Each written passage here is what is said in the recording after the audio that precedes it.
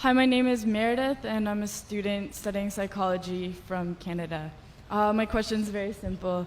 How can you say that men and women, that there's no sexism when the very setup of this conference is sexist? For example, the men are seated in front of the women. Can you repeat the question a bit slowly, sister?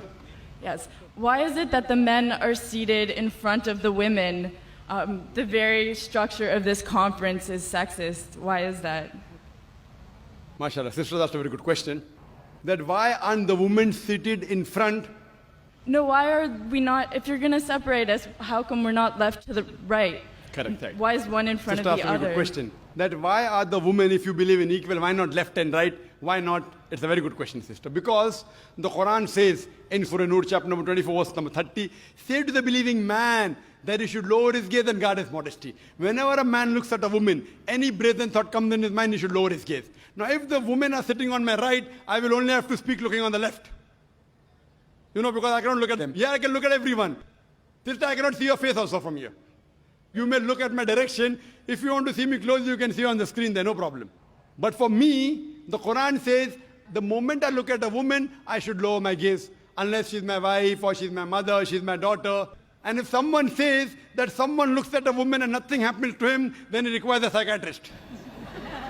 So if you were here, I would talk to you like that. So you'll tell me, what an ill-mannered man is this? Showing me his back. Now my gaze is there. Knowing the microphone, I cannot see you. I can just see, okay, just a little bit here and there. So I'm maintaining my hijab. Now when we have lady speakers speaking, only ladies, front row, no problem.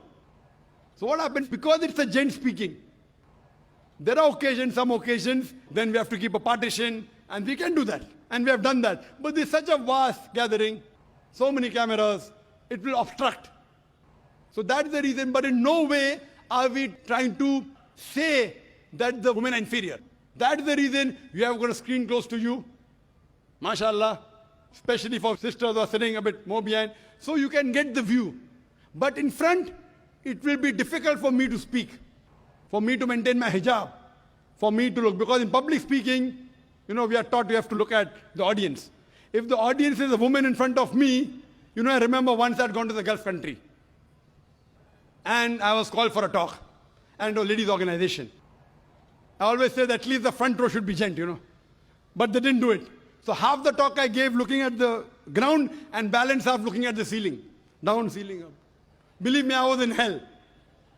Not because I was in company of ladies. I was in hell because half my lecture I gave looking at the ground, and half my lecture looking at the ceiling. I had to maintain my hijab. Here I can talk to the person, I can look at him, I can stare at him. If he's sleeping, I stare at him, he stops sleeping, The public speaking.